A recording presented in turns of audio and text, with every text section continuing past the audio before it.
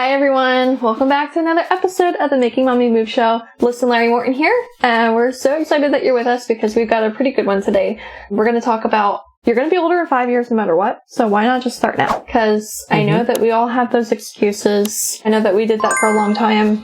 Yep, just putting it off because we'll have time. Or no time yet, or whatever stupid excuse that you're creating for yourself, because that's what it is. Yeah, it's an excuse. And it's borders on self-sabotage, which is another good topic that we should talk about. Maybe we'll talk about it a little bit here. But ultimately, why are you going to delay your result by not starting now? Yeah, it's such an overlooked topic that you're always told when you're younger you have to wait till you're older to do something.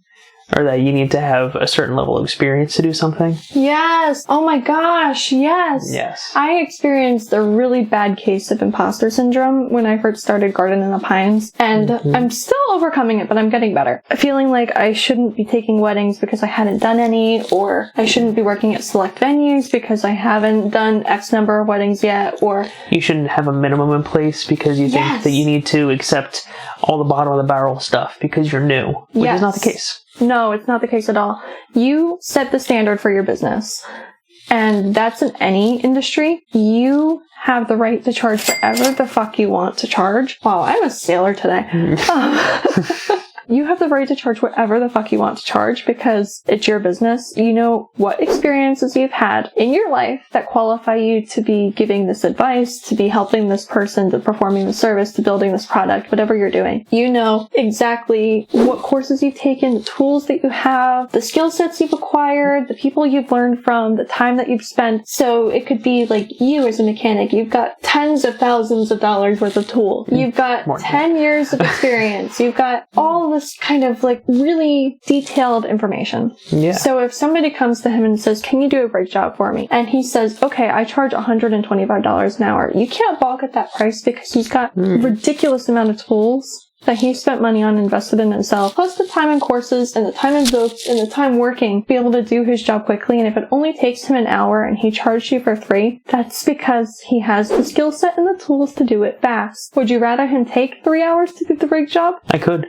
Yeah, it's like you want it done quick. You pay for the result. Yeah. And I think that that's like the important thing to take away from it is like you're paying for the result, you're paying for whatever you value. So, do you value your time, or do you value what? Like, yeah, there's an old story where like a handyman goes to a house and he charges $300 for a repair, but he's there for 2 minutes and all he brought in was a hammer. And the guy wants his money back because all he did was swing a hammer once. And he said, well, I'll charge you $5 to swing the hammer and $250 for knowing where to swing. Yes. Because you have all those years of experience to know exactly what you're doing. But you don't even need all those years. You don't need to be a devoted 35, 40-year veteran in whatever you're doing. You just need to know that you've done your homework, your research, your education. And you've got the skill set to do it. Yeah, and you've got the skills. And that you've actually... Now, you can't go into something and not know anything at all and expect to charge $15,000 right off the bat for a wedding because you need to know what you're doing. Or at least, like, get the information that you need to do it. Because the way I want to word this is that you shouldn't undercharge. Like, I know people that still do. And you're undercutting the whole industry by undercharging. And yourself. Because first, like, I don't know how you're paying for your place or the lights or staff or anything. And second, you are establishing a new standard in the industry that shouldn't be in place because this is what things actually cost. This is what's required for you to bring home a salary. This is what's required for you to pay your staff a reasonable rate. And this is what it is. So stop making people think it's not by charging something less. Yes, such a low price for such a quality service. If you don't have the skills, then you need to acquire the skills before you fulfill the event or the task or the job or whatever you need to do. Yeah. So in that case, let's say I just started my business and I booked a $25,000 wedding. Let's say it involved installations that I didn't yet know how to do. I would be hiring somebody in or going on it in with it together with somebody that has more experience and saying, hey, can you take the lead on this event? I'll pay you X amount, or what's your rate, or what do you want to do with this? Because ultimately, they're going to have the skill sets to help you perform at the standard that needs to be for the quality that they're paying for. And even if you pay them more than you take home, you are learning something. Yes. And that helps you grow. Like apprenticeships, like anything. Yeah. It's all going to be amazing for you. Like, that was the best thing I ever did in my floral design business, was freelance designing for other florists, because I learned from them. I built my skill sets. I was making 100 bouquets a week. So I make a really good bouquet now. Yeah, practice makes better. And it's so true. So on that same note of, like, thinking that you need to wait a certain amount of time to start, or like that you don't want to start yet, that you want to wait until you're out of college, or you want to wait until you're out of your job, or you retire, or whatever scenario you're creating in your head. Why are you going to wait? Because you can figure out a way to do it now, and you'll be far happier, because you won't be resentful of the fact that you're going to your job instead of starting whatever you want to start. Yeah. Because if you say, all right, I'm 26 right now. All right, when I turn 30, I want to do X, Y, and Z. So that's 4 years away. The amount of stuff that you can do in 4 years, even if you just started dipping your toes in whatever it is for a year, just to play it out, see if you even like it. That's big too. To, wait all this time to start something that you might not even like. You might go to college for 4 years and for a degree that you hate, that you think you're going to like.